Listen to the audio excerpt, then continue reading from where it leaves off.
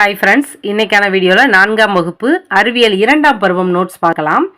சமைக்காமல் அப்படியே நாம் உண்ணும் உணவு பச்சையான உணவு அப்படின்னு சொல்கிறோம். உதாரணம் சொல்கிறோம் அப்படின்னா பழங்கள், காய்கறிகள், கிழங்குகள், கொட்டைகள்.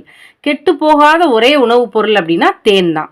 சமைப்பதால் நமக்கு ஏற்படும் நன்மைகள் என்ன அப்படின்னா எளிதில் செரிக்கும், மிருதுவாகும், கிருமி அழியும், சுவை மற்றும் வாசனை சேரும். சமைக்கும் முறைகள் அப்படின்னா கிட்டத்தட்ட 3 வகையான முறைகள் கொடுத்துருக்குறாங்க.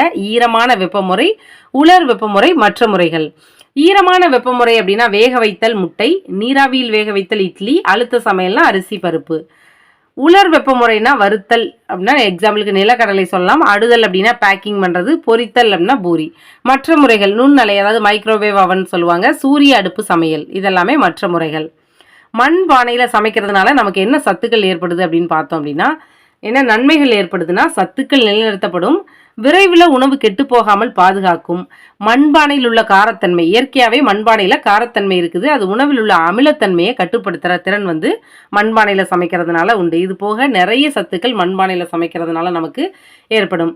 சூரிய சமையற்கலன் அப்படின்றது சூரிய ஒளியை பயன்படுத்தி உணவு சமைக்க உதவும் சாதனம்.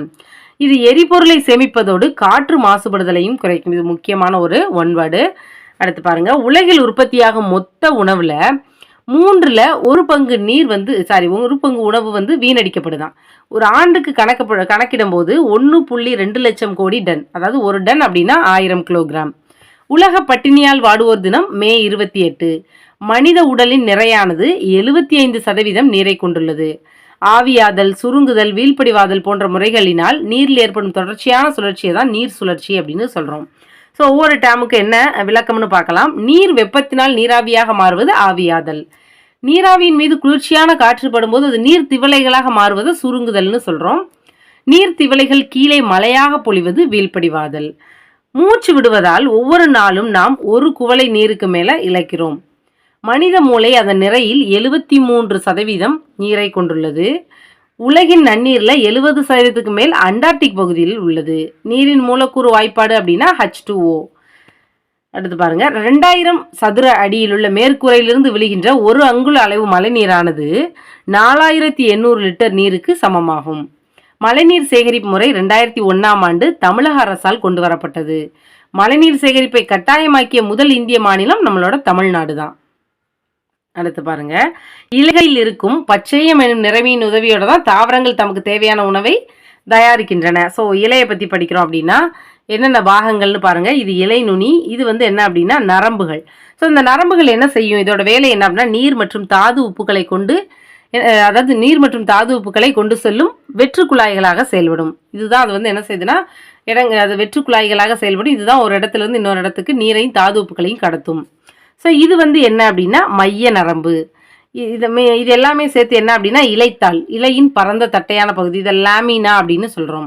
இது என்ன அப்படின்னா இலைக்காம்பு இலையை முதன்மை தண்டு பகுதியோடு என்ன செய்யுதுன்னா தண்டு பகுதியோடு இணைக்கிறது. இலையில் காணப்படும் சிறிய துளை நம்ம இலைத்துளைகள்னு சொல்லுவோம். பெரும்பாலும் இந்த இலைத்துளைகள் எங்கு காணப்படும் அப்படின்னா இலையோட அடிப்பகுதியில் காணப்படும். இத்துளைகள் தாவரங்களோட சுவாசித்தலுக்கும் வாயு பரிமாற்றத்துக்கும் உதவும். ஒரு கேள்வி கேட்கலாம், இலைத்துளைகள் எதற்கு பயன்படுகின்றன அப்படின்னா தாவரங்களோட சுவாசித்தலுக்கும் பயன்படும், வாயு பரிமாற்றத்திற்கும் பயன்படும். அதாவது கார்பன் டை ஆக்சைடு இலைகளில் உள்ள சிறு இலைத்துளைகள் வழியே தான் உள்ளே செல்லும். ஒளிச்சேர்க்கை அப்படின்னா ஒளி அப்படின்னா சூரிய ஒளி, சேர்க்கைனா தயாரித்தல்.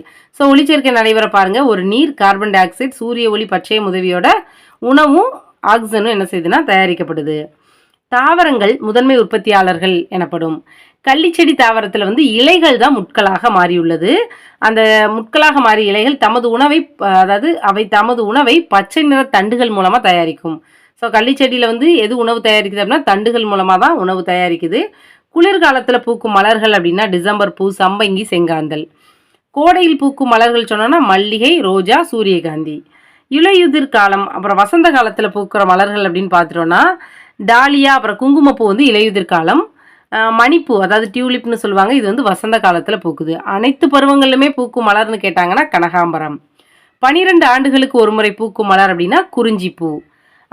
அயல் தாவரங்கள் அல்லது அழகு தாவரங்கள்லாம் எக்ஸாம்பிள் சொன்னால் சைக்கோ, அதாவது சகோபனைன்னு சொல்லுவாங்க, பெரணி, குரோட்டன்ஸ், விசிறிவாழை, படகு அள்ளி, கற்றாழை, இதெல்லாமே அழகு தாவரங்கள் அப்படின்னு சொல்லலாம். அடுத்து தாவரங்கள் அப்படின்னா 2 வகையாக பிரிக்கிறோம். என்னென்ன வகை அப்படின்னா மலர், அப்புறம் நிறம். ஸோ இந்த மலரோட அடிப்படையில் 2 வகையாக பிரிக்கிறோம். பூக்கும் தாவரங்கள், பூவா தாவரங்கள். ஸோ இதோட பாயிண்ட்ஸ் பார்க்கலாம்.